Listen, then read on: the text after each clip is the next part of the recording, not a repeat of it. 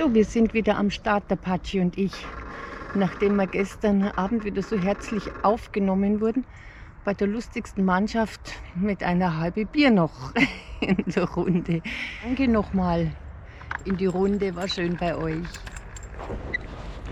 Wir peilen Beilngries. Wir sind auf dem Weg nach Beilngries.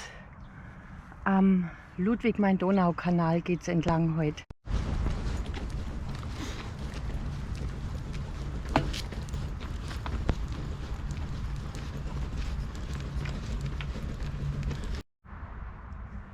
Da geht es jetzt in den Wald rein. Patschi, da läufst du noch. Schön durch den Wald in der Früh.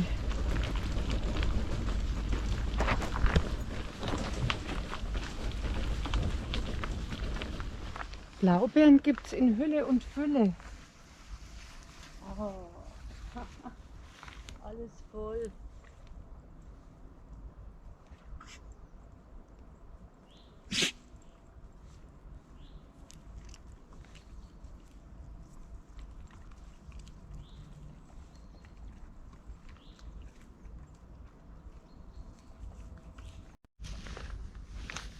Oh, schaut euch mal das an.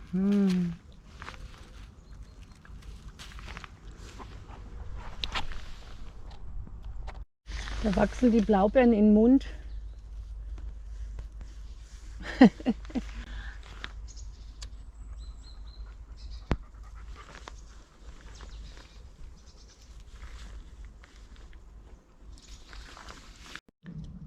Links und rechts Heidelbeeren, die einem in den Mund wachsen. 3 Meter vor oben werden wir das doch noch schaffen. Hilft nichts, ich rutsche wieder zurück.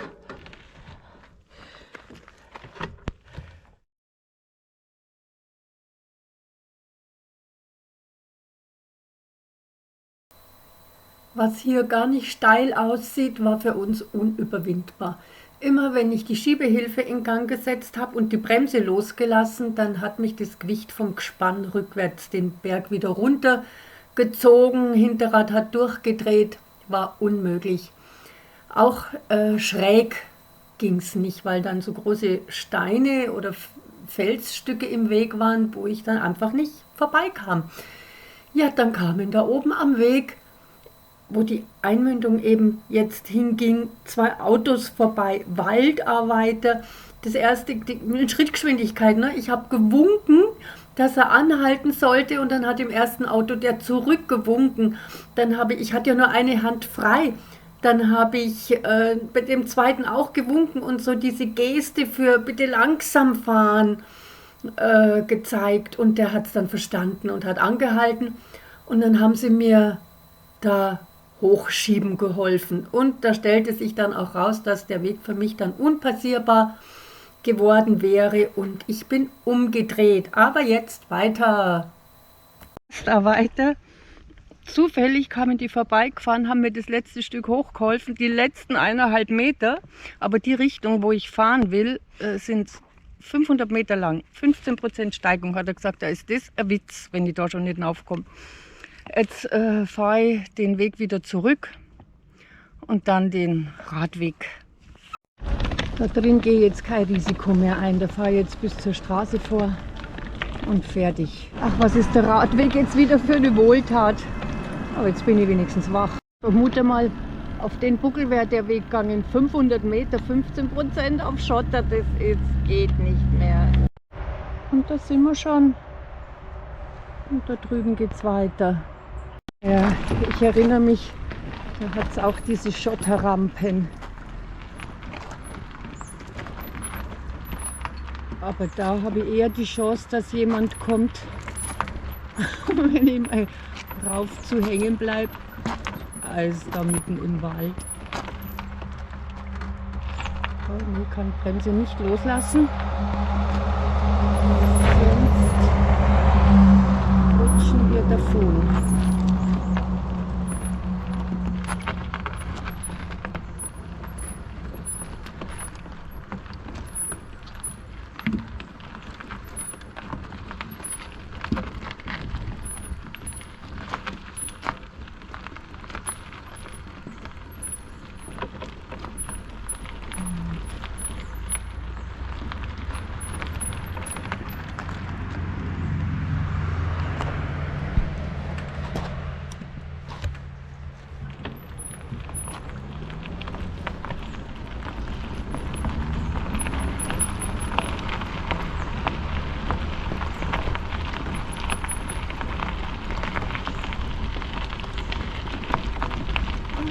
alte Ludwig-Donau-Main-Kanal. Ich glaube, so rum ist richtig.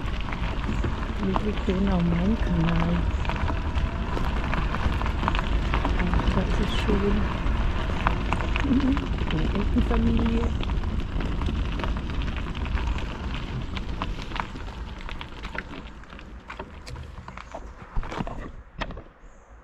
Die haben da Straßen drin.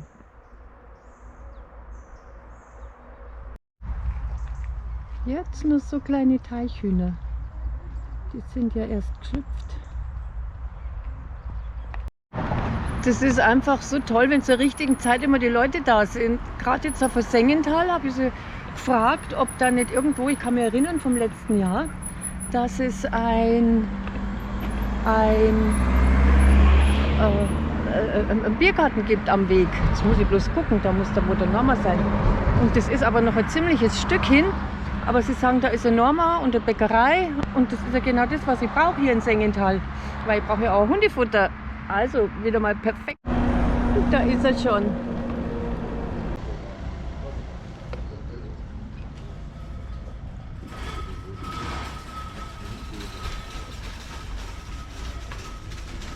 Das ist direkt neben der Straße ein schöner See, aber alles abgesperrt.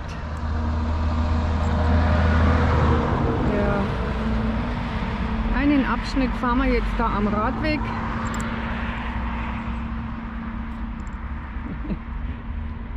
Leider nichts Patschi zum Reingehen. Da geht der Radweg tatsächlich auch an der Straße entlang. Das hatte ich letztes Jahr ausgelassen, weil da war so grob der Schotter davor. Also wenn ich das gewusst hätte, hätte ich nicht auslassen brauchen. Bin halt außen rumgefahren. War auch nicht schlimm. Ja, da sind wir wieder dran am Kanal. Und der geht jetzt dann unter der Straße durch wohl. Wunderbarer Teer. Und der Schotter, also da wo wir jetzt waren, ist er nicht mehr so schlimm. Vielleicht hat er sich jetzt festgefahren, dass die letztes Jahr frisch geschottert hatten. Kann ja auch sein. Geht bald wieder von der Straße weg. Schön geführt.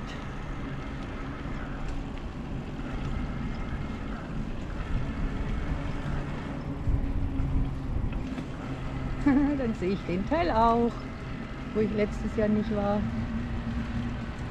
So ein Schmarrn, habe gedacht, da geht der Schotter so weiter und dabei wäre alles geteert gewesen. Nun ja,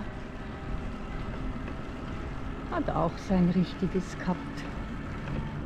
Und da ist auch schon das erste Schleusenhäuschen auf unserem Weg.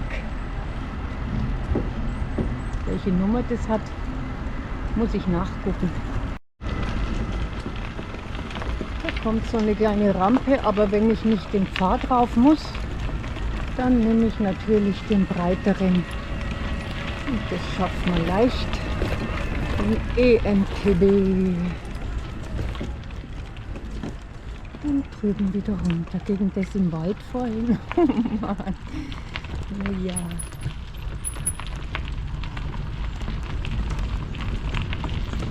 Jetzt ist auch die Luft schon so warm. Richtig schön. Ich habe meine Jacke ausgezogen. Es ist genau die richtige Temperatur. Und es duftet aus dem Wald.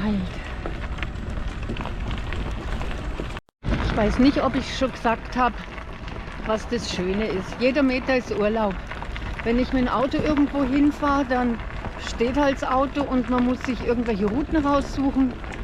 Und hier bin ich unterwegs. Braucht man keinen Gedanken machen, wann ich irgendwo sein muss. Jeder Meter ist Urlaub. Jeder Meter ist neu. Ja, es ist ein Traum. Wieder eine Schleuse und Schleusenhäuschen. Leider direkt neben der 299, aber es geht ja auch wieder weg davon.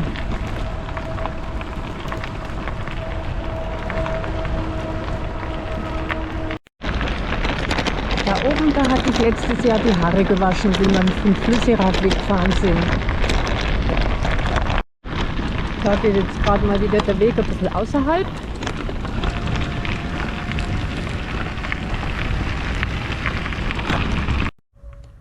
Jeder Meter ein Erlebnis. Hier die Sonnenblumen, die schönen. Überall sind solche Auffahrtsverbotsschilder. Und da ist dieser grobe Schotter. Ich bin mir sicher, ich bin letztes Jahr nämlich da oben gefahren.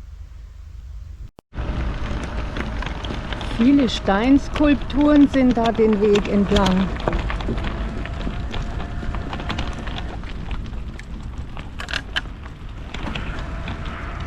Das schaut grimmig. Das ist auch ein Skulpturenlehrpfad. So 9 Kilometer vor Berchen. Die nächste Schleuse, eine besonders malerische.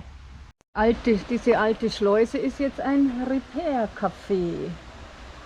Jeden ersten und dritten Mittwoch im Monat. Von 18 bis 22 Uhr. Voranmeldung unnötig. Schön. Und hier ankert das Treidelschiff Alma Victoria.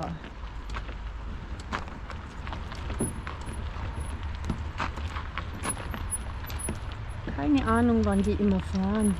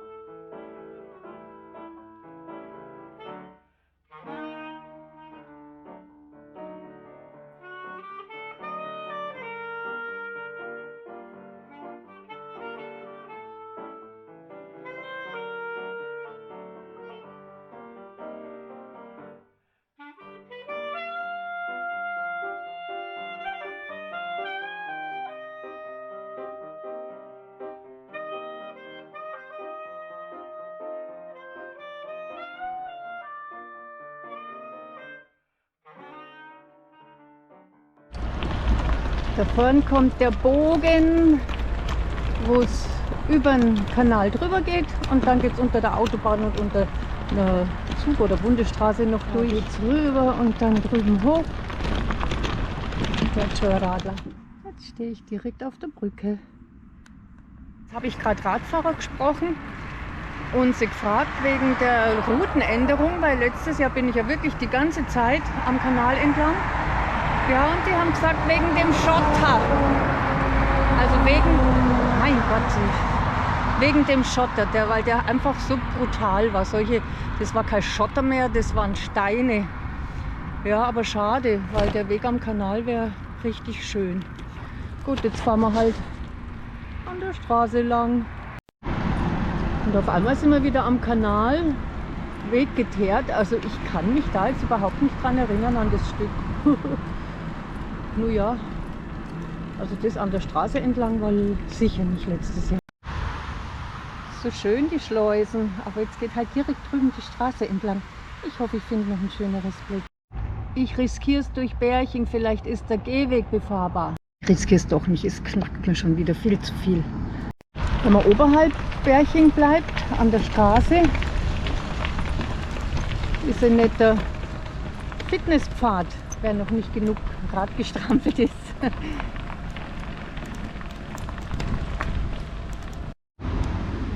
Hübsch. Da sind wir am neuen Main-Donau-Kanal. Ist ja dann auch mal nett. Werden wir aber zum alten dann bald wieder rüberfahren. Laufen. Eine Schleuse beim neuen Main-Donau-Kanal, heißt, da fahren Schiffe. Ist uns leider noch keins begegnet, aber ich möchte bis Kelheim fahren noch. Es ist noch so schön. Und von Kelheim dann nach Hause. Wir kommen in den Bezirk Oberbayern. Bei Plankstetten ist es, wo das Kloster ist. Letztes Jahr bin ich ja da übers Kloster oben gefahren, aber unten entlang geht auch ein Weg. Den nehmen wir dieses Jahr, diesen Gigi schläft, lässt sich schaukeln.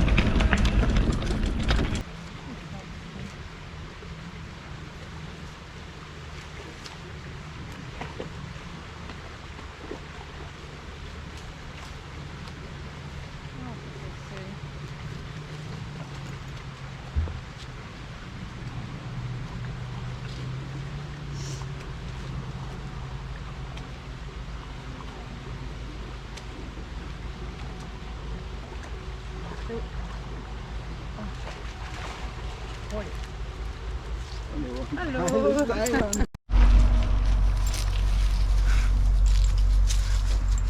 Was meinst du? Das schick mal. Das meinst du.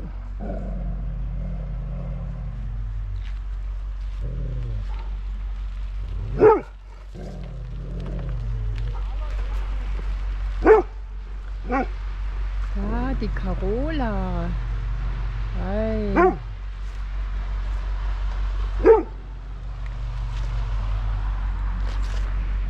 Unheimlich.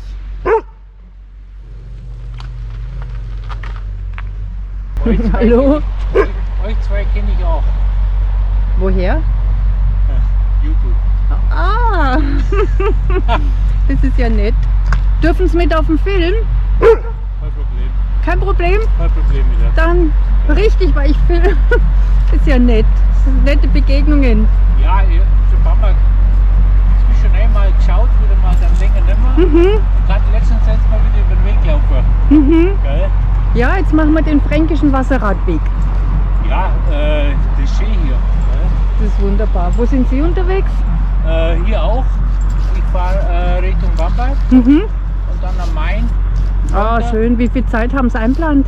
Das mache ich nie. Auch nicht, gell? Super, wenn es geht. Ich habe ein bisschen mehr Strecke, Aha. die ich abfahren will. Mhm. Und das Zeitfenster ist mir nicht egal. Mhm. Ich fahre einfach dann, wenn es nicht taugt, dann hocke ich den Zug, fahre heim, fertig. Klasse. Und Ja, sonst fahre ich mit dem Fahrrad heim, klasse. wie es gerade kommt. Mhm. Ja, wunderbar. Gell? Freut mich die Begegnung und Sie dürfen auf YouTube. Gut, dann sehen Sie sich dann. Okay. Irgendwann in vielen Wochen, weil das ist heute mein 10. Tag und Okay. ich schaffe bloß einen Tag in der Woche Ja, gut. zum bitte. Schneiden, also zum Schneiden halt, zum Filmschneiden. Hm. Ja. Und wie lange sind jetzt?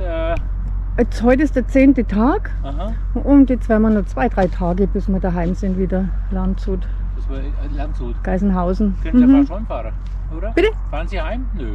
Doch, doch, Doch. ja, ja, immer Ja. von der Haustür weg. Dann machen wir was gleich, weil ich fahre auch heim. Ah, Ich ja. versuche auch heimzufahren. Okay. Schau mal, gell? Gut, dann Okay, wünsche gute Zeit, danke. wünsch ich eine ganz schöne Zeit. Dankeschön, gell? Ciao. Ciao und gutes Wetter. Das haben wir immer. Ja, ja, eh. Und immer so Luft im Reifen. Ja, das finde ich, ja, richtig.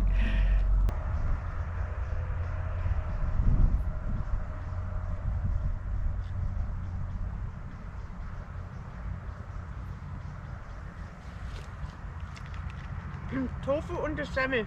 Ich liebe Tofu. Unsere Runde schließt sich bei den Gries Altstadt 2 Kilometer. Da werden wir jetzt nicht mehr reinfahren.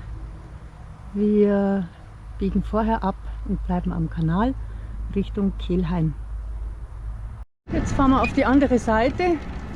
Ich hätte auch bleiben können, wo ich war, aber da war dann der Schotter so grob. Und jetzt hoffe ich, dass es da drüben besser ist. Das ist aber auch ein schöner Hang mit den Felsen vorn und den Königskerzen hinten. Die Wegbeschaffenheit ist eine Katastrophe. Aber es ist ruhig, keine Autos mehr in der Nähe. Aber ein schreckliches Gerumpel. Dieser Weg ist eine Katastrophe. Mit diesen groben Steinen, ich bin bloß auf dem Weg schauen und die Altmühl bzw. der Kanal, mein Donaukanal, auf den habe ich gar keinen Blick. Die fand sich leichter. Ja, da geht es glatt dahin. So. Oh.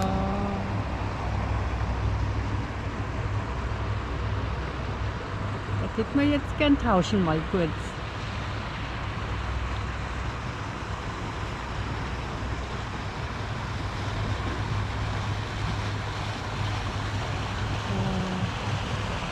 Und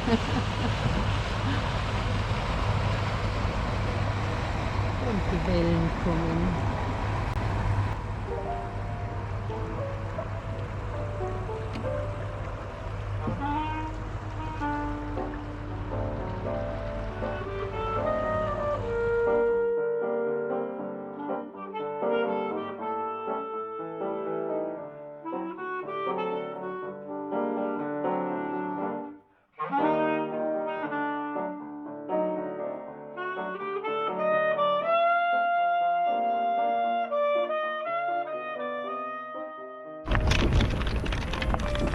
So ein grässliches Gerumpel. Ich hoffe bloß, alles hält.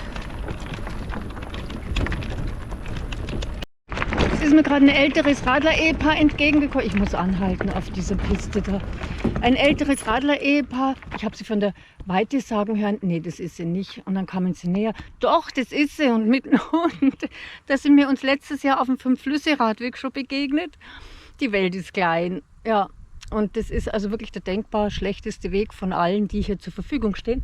Da oben gäbe es noch einen, aber da habe ich keine Chance, der natürlich besser wäre. Und der drüben, haben sie mir gesagt, der ist geteert, ich könnte heulen. Also drückt die Daumen, dass alles gut geht.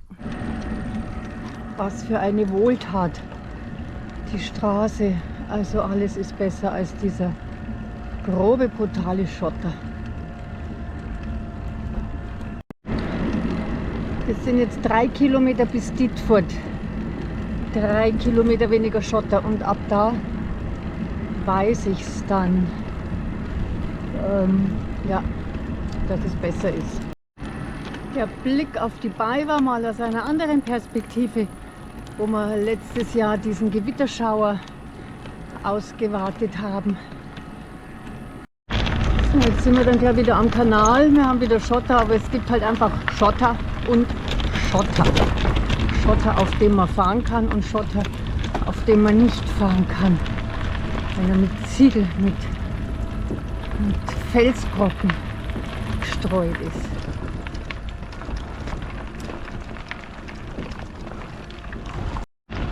Das ist jetzt interessant. Mein Tacho gibt 49,3 Kilometer an. Bis jetzt, es ist 17:52 Uhr und es waren wirklich die Anstiege da am Anfang gleich im Wald und immer mal wieder, wo ich auch Turbo gebraucht habe. Aber die meiste Zeit, die Ostrichtung jetzt auch wieder, es geht dauernd leicht bergab. Rückenwind wahrscheinlich noch, es ist erst ein Strich vom Akku weg. Ich kann es gar nicht glauben, nach 50 Kilometer. Und das mit dem Wohnwagen.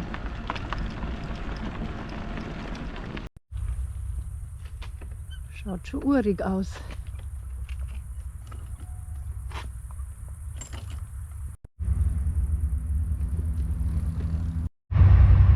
Da tuckert das Kreuzfahrtschiff. Die haben doch Anlegestelle in Vilshofen. Da habe ich es liegen sehen. Mirabellenbaum. Und da sind sogar schon welche runtergefallen. Oh, jetzt aber. Da warte ich ja schon die ganze Zeit auf sowas Leckeres. Schauen wir mal. Oh ja. Oh, da wird jetzt ein Töpfchen noch gefüllt.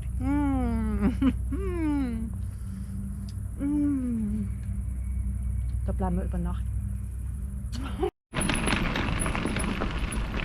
Wir kommen vorbei an dem Nachbau eines, was für ein Steinzeitdorf. Da muss ich noch mal nachgucken. Es handelt sich um ein Gehöft aus der Eisenzeit, wie sie vom 8. Jahrhundert bis 400 vor Christus vorgekommen sind. Da fahre ich heute vorbei. Bin ich letztes Jahr drin rumgelaufen.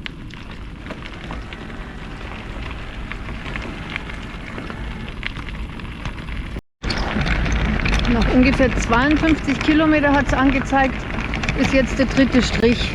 Also habe ich noch 3 Striche, 2 verloren. Das ist schon gut.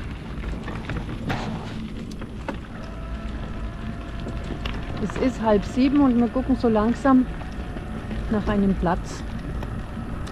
Wenn sich hier geeigneter draußen ergibt, dann bleibe ich noch mal draußen und lade gemütlich in Riedenburg. Das ist einfach so schön hier.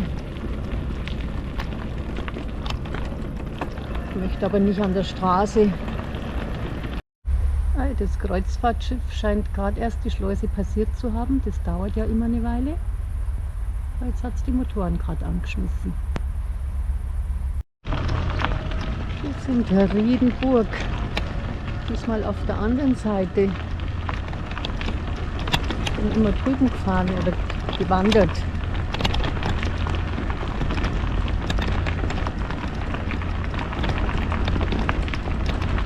Bin ich gespannt, wo das Navi mich hinschickt. Ob nach Kelheim oder von Riedenburg weg. Das sehen schön aus, die bunten Häuser.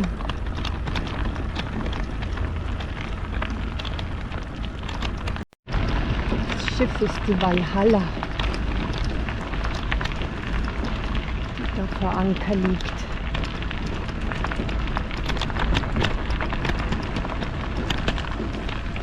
Bank interessiert mich.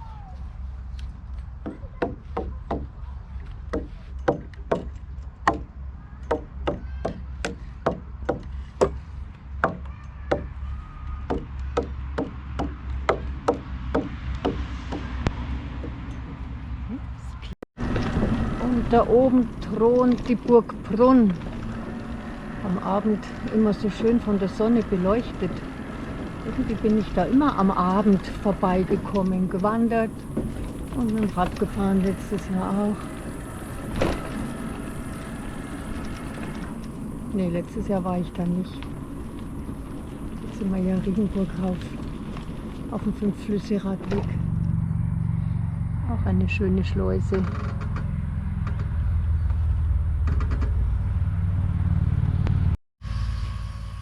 Wie haben die früher so ein Schloss, so eine Burg auf so einen Felsen gebracht?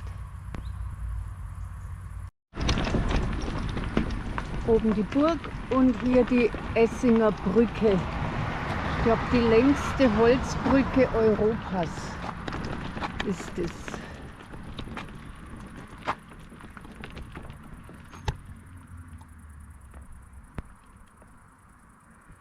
Schön gemacht. Aber gibt kein Rüberkommen. Unten war es zu schmal unter der Brücke durch. Nicht mal 1 Meter. Und hier ist zu. Und auf der anderen Seite noch ein Felsklotz.